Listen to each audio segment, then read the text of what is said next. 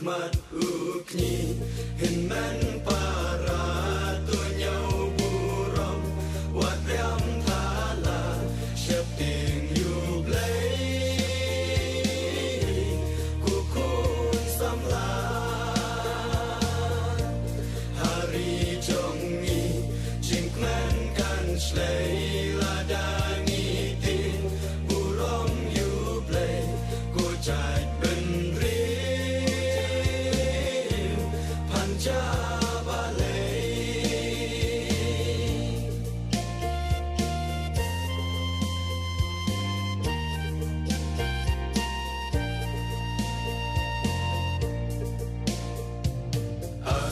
Shirkei Shatwei Ningo Samla Kisgo Sarong Baki Lepo Klem Sko Le Rain Klem Shep Ting Shu Yu Blay Kapop Kanang Chile Ko Chat Ben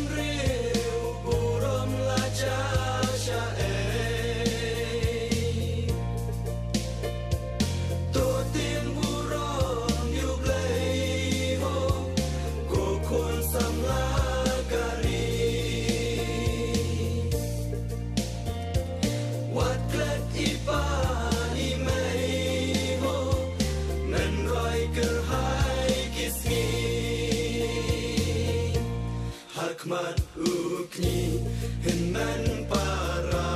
tunyau buram wat riam thala shep ting yu blay kukun samla hari jongi jingkman kan shlay ladangi tin buram yu blay ku chai ben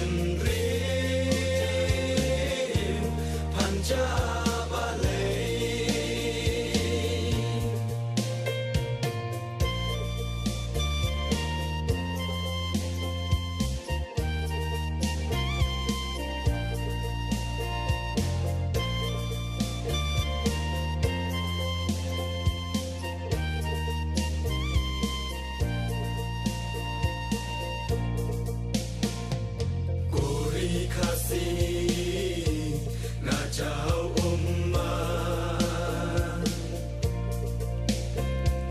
kacing bitar ublay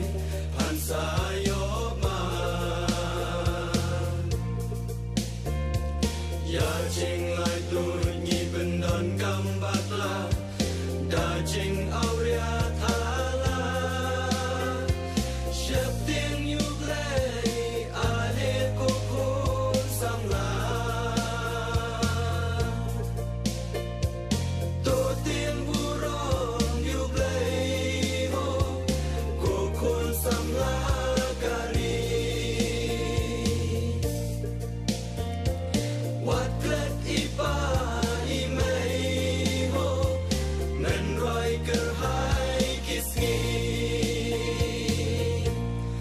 Hikmat ukni hinman para tunyau buram wat riam thala shep ting